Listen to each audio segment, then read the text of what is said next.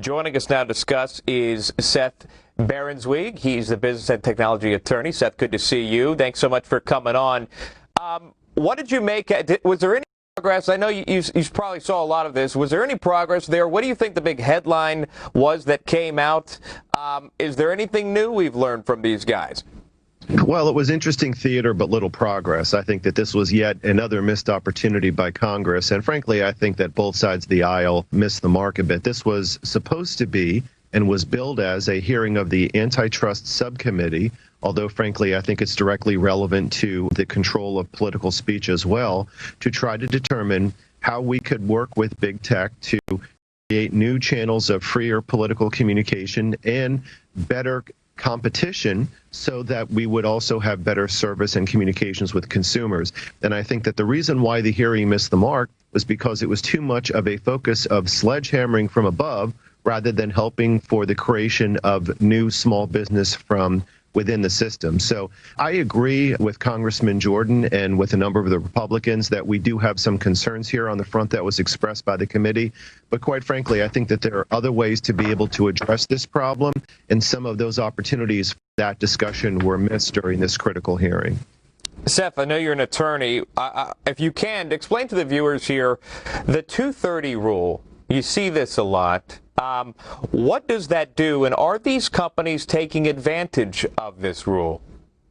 It's a great question. So Section 230 refers to a part of the Communications Decency Act of 1996, and I promise not to get you lost in the legal weeds. It's basically the critical federal law that basically says that these companies basically have, in relevant part, two aspects to them. One, they're really just general billboards rather than publishers, so they can't get sued or attacked for the content expressed by others. And secondly, since they're private commercial corporate actors, that they have the ability to reasonably manage and restrict the content that goes through their pipes. The problem that the administration and Republicans on the Hill have is they're saying, look, you're not using this, you're abusing this privilege because you're using it in a way that limits communication of political thought that is more conservative. And I think that the answer to that is not to try to sledgehammer these big companies, but to try to take other actions proactively to encourage small business within that framework to help expand and diversify political expression. I think that's really the main problem here, and it also is directly connected to the antitrust issue. By the way, the federal antitrust laws are over 100 years old. They come back from the late 1800s, and we didn't have browsers on our cell phones back then, so you can imagine how much technology has changed. Congress needs to stop slamming the CEOs and instead start to think about how they can create new technology protections, incentives, and directions where the free market can come in and create diversity of political opinion in the technology community.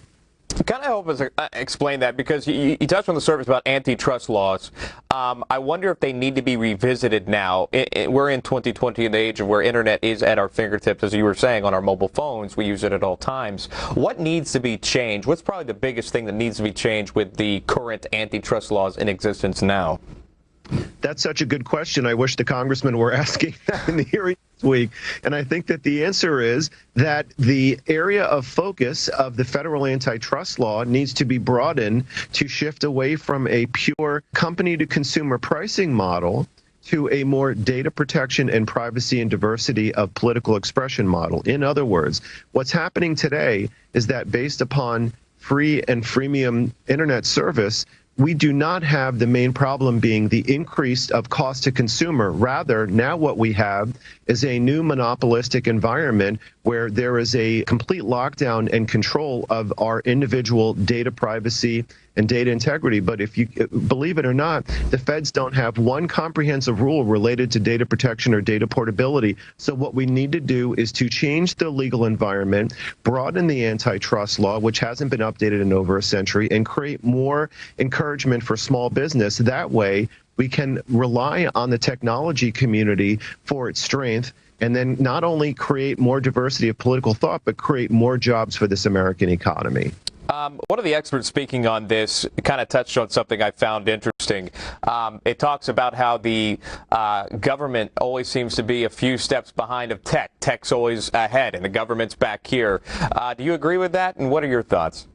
Well, I agree completely, and I think that it's not uncommon for technology to outlap the law. But that's all the more reason and highlights why it's really imperative for the Congress to not really just downdraft everything to the states when it comes to data protection and data security and data portability, but for Congress to step in. Look, this is an international issue, but at a minimum, it's an interstate commerce issue, right? And when Congress comes in and changes the focus of antitrust law, that will have a direct effect also on diversity of political expression, because you'll have broader channels of communication on the internet. Why should Facebook have all of this control? And the Congress was criticizing them for the Instagram acquisition.